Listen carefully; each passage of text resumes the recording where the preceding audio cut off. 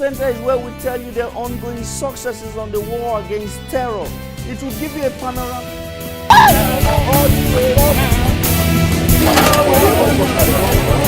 In the face of an ongoing insurgency in the northeast.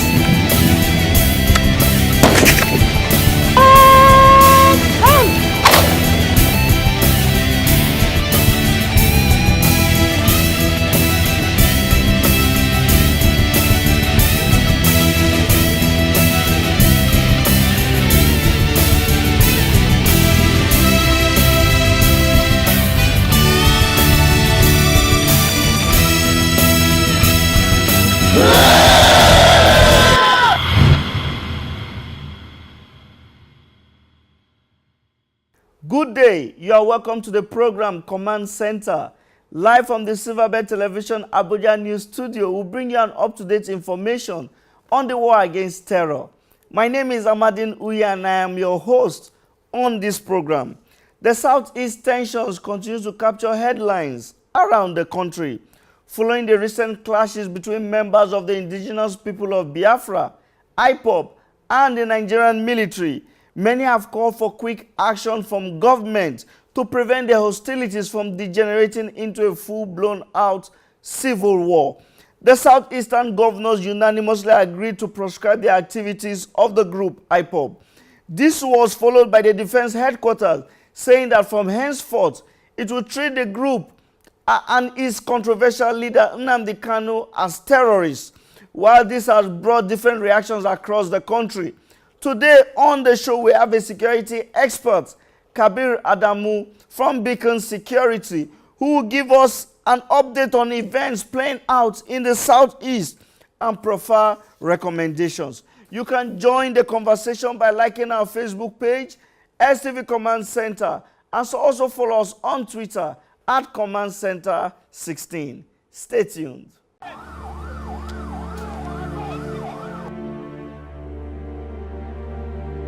Terrorism is not jihad. It is cruel, wicked, and man's inhumanity to man. Both Islam and Christianity abhor the killings of the weak and defenseless. There can be no development without peace and security. See something, say something. Let's give peace a chance.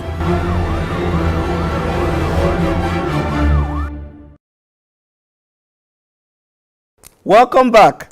For those just joining us, we have Kabir Adamu, an expert from Beacon Security, in the studio. Welcome, sir. Thank you, Amadin. Now, from the events that has played out in the Southeast, should the security situation be a source of concern? Yes, there are two tectonic plates that Nigeria is lying on. One of them is ethnicity, and then the other one is religion. The events in the Southeast have touched on these two tectonic plates, unfortunately. However, we've seen some remarkable efforts by the political leadership, especially the executive arm of government. I'm a bit worried about the role being played by the National Assembly, but the executive arm of government have attempted to calm the tensions. As an example is even the operation that has generated the dust, Operation Python Dance, Egwe AK2, is an attempt by the executive arm to manage the issues that have arisen from the Southeast.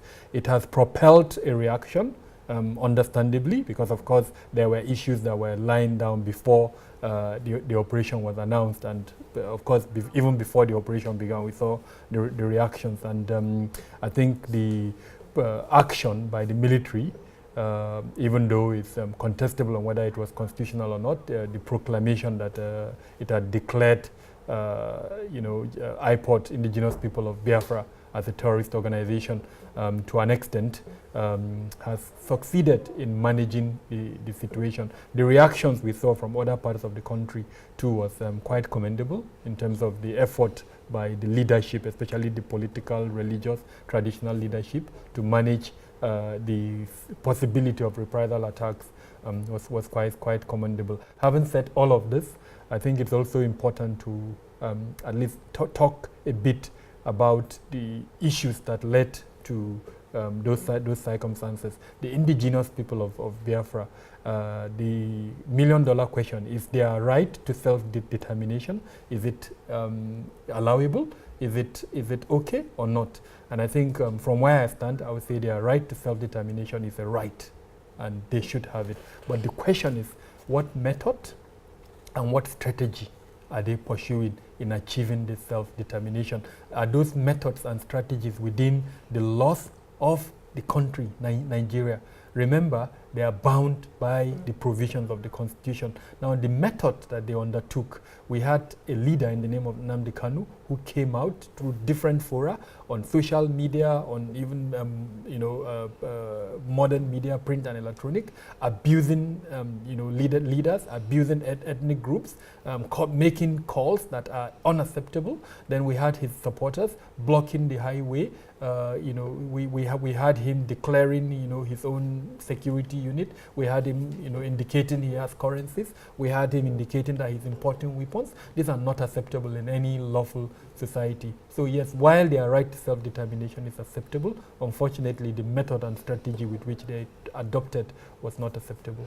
Now, you've talked about the indigenous people of Biafra. Now, prior to the events of last week, do you think, in very clear terms, if the federal government, not just one arm of government, manage this crisis well? Unfortunately, no. Firstly, they created the phenomenon called Nnamdi Kanu. He came out, yes, he made his furor, but then they arrested him. Let's not forget that. He was arrested, an attempt was made to prosecute him, and that attempt failed woefully. That gave him the limelight, that brought him to the limelight, and he wrote that limelight. So if he had been prosecuted based on the charges with which he was arrested, we wouldn't have found ourselves in the situation where we found ourselves. That is one. Then secondly, you asked, of course, not just the executive arm of government.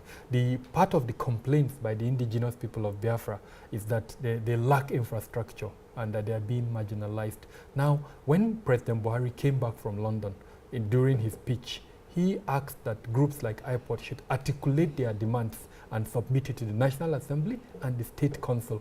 But what we understand is that groups like this don't have confidence in their representatives, which is why they are not submitting these demands through their representatives. And it brings to fore an issue, which is the fact that we are not seeing quality representation from the National Assembly, and which is why, unfortunately, the person of the Senate President, the reaction he gave to the pronouncement of the National Assembly by the executive arm of government, I found it quite annoying, frankly, for lack of a better word. He should have been the one who would have garnered the interest, at least the National Assembly, by him I mean the Senate and the House of Reps, should have garnered the interest of the people from the Southeast represented by this Biafra agitation, and then used the chambers of both houses to move forward those interests. But because those people don't have confidence in them, they didn't go through their representation. Now that the executive arm of government has attempted to solve this problem in the way it knows, we are now seeing him coming back to criticize the National Assembly, the presidency. That's not acceptable. Okay, now, we know that there have been different operations around the country. In fact, we went to check as of last count, there are presently about 11 military operations around the country. Lafia, Dole, Sariteko, Sariteko is the Navy, different just from the Army alone. And the Army says that they are even set to launch Crocodile Smile 2 in the South-South, But we have people saying that Operation Python Dance 2 is a militarization of the Southeast. Do you share that view? No, I think sometimes when people want to criticize, for whatever political or other interest, amnesia creeps into them. We that are in this field, in this sector, at the last count, there were 32 military operations by the Navy, Army, and combined 32 across Nigeria. One of them, which, as far as if you ask me, has the worst name, is Operation Harbin Kunama. Harbin Kunama means the stink of a scorpion. And where is that going on? It's going on in the northwest. Where President Buhari comes from. He himself launched that operation and is still ongoing as we're talking. So, like I say, I think some people, when they criticize, they use, sentiments to make this criticism. But the reality on ground is that the military is represented in civil matters in Nigeria. Is that acceptable? Unfortunately, no. I don't subscribe to that. But our security architecture as a nation allows that. And until that is changed, that architecture is changed, we'll continue having this type of operations. And who has the mantle to change that? It is the National Assembly. They need to look into our laws and reduce this involvement of the military in civil affairs. Right now, we don't have an option because those laws allow the military to be involved in civil matters. And so, just to add to this, I'm quite incensed when I see people of leadership positions. I don't want to call names, but people who have occupied cabinet positions, stating sentiments like the ones we're talking about. People who you expect to know better come out and say that there is an attempt to occupy the southeast because of this AK2, when in reality those people did not speak about the several other operations that are ongoing in Nigeria, but because this operation is happening in their backyard, they are now speaking about what happened to their leadership positions. They are not just Nigerians, they are leaders, and any statement that comes out of their mouth is a reflection of what the people of that community would think. So I think we need to see more patriotism. We need to see more nationalistic outlook and more patriotism by our leaders. So in essence, calls that the operation should be called off should be discarded? Well, for now, unless and until the National Assembly change our laws, the national security architecture, unfortunately, we have to deal with the fact that the military is involved in 32 operations. And just because it has launched one in a part of Nigeria where we know that there are security challenges, it is not acceptable that people are asking for it to be called when they've not asked for the other 31 operations to be stopped. Okay, the southeastern governors went ahead after the clash last week, after it was clear that the crisis was going to degenerate. They went about and proscribed the activities of IPOB. Do you think this played a major role in improving the security situation? I've asked myself the question: the proscription by both IPOB, by both the presidency and the governors, what force of law does it have? Unfortunately, none. Let's take ourselves back to Kaduna State after the Islamic movement of Nigeria, did what it did, and then the governor came out to proscribe the group. What force of law did it have? The case is still in court. No judge would prosecute the leaders on the basis of that pronouncement.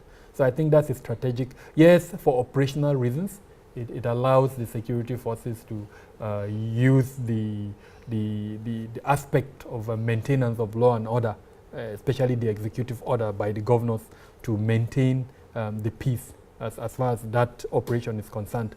But can you take them to court and prosecute them on the basis of that pronouncement by the governors? The answer is no. So what I have advocated in my write-ups is that both the presidency and the governors should now take the next step, which is to get a competent court of law to now make the pronouncement and then let it be gazetted, if at all we want to go ahead with the name tag that we've given this group as a terrorist organization.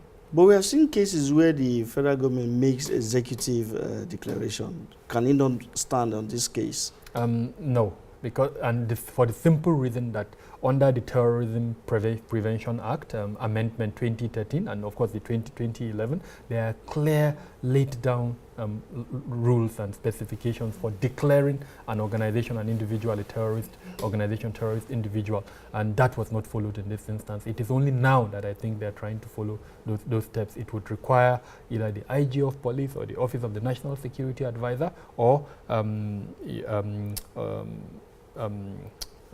anyway, it would require these two bodies to send a request to a competent judge who would now make the pronouncement that on the basis of what he's been presented with, this group is a terrorist organization, and then what will follow, it will have to be gazetted and published before the group itself is given the right to come and defend itself on whether it's a terrorist group or not. Of course, if it goes to defend itself and it convinces the judge that it's not a terrorist organization, then the case will be withdrawn.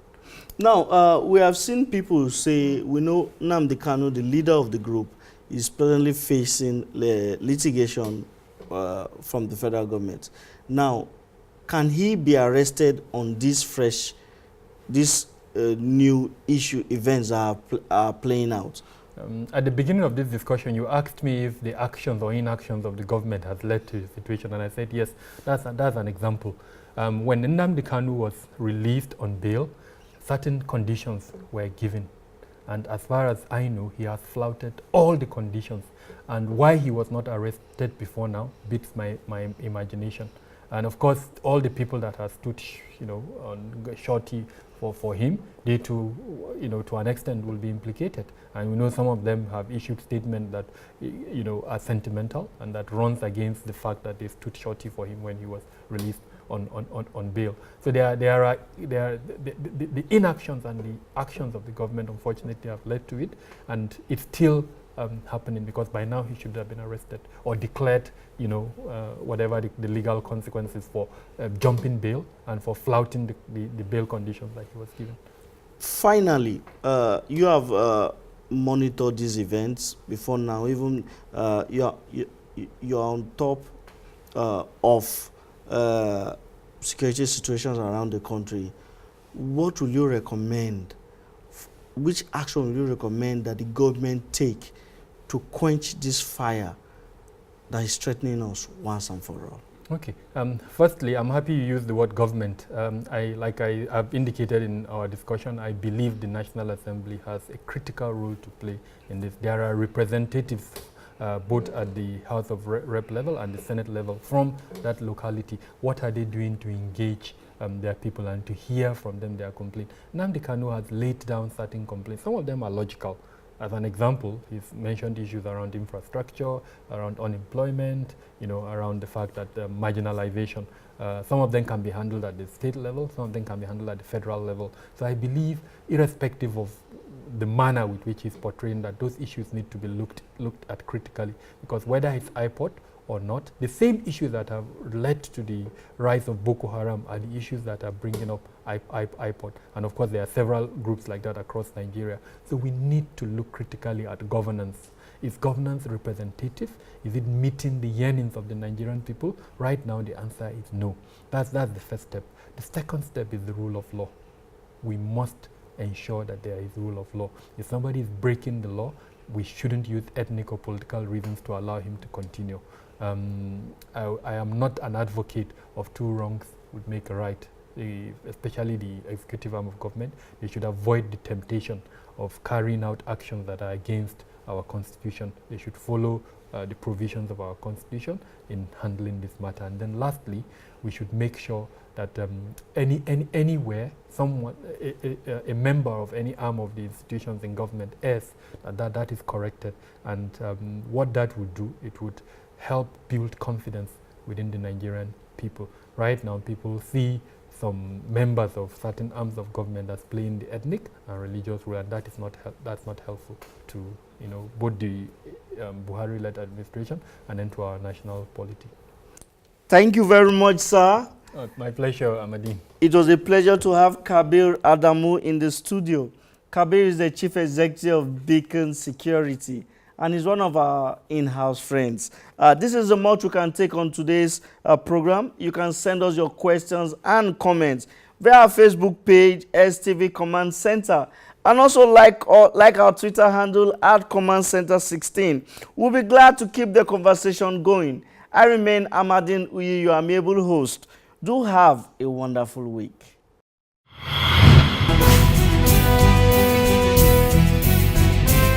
Commandcentre is where we tell you the ongoing successes on the war against terror. It will give you a panorama.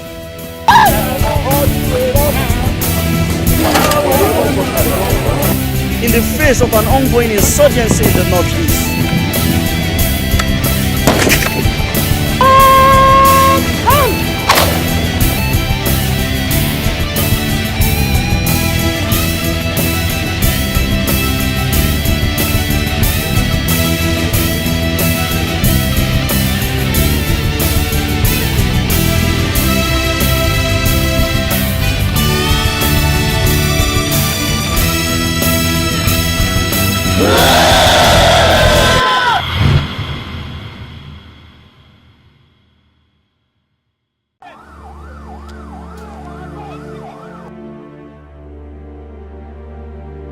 Terrorism is not jihad.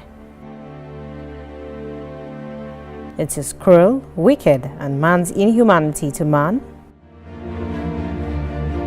Both Islam and Christianity abhor the killings of the weak and defenseless. There can be no development without peace and security. See something, say something. Let's give peace a chance.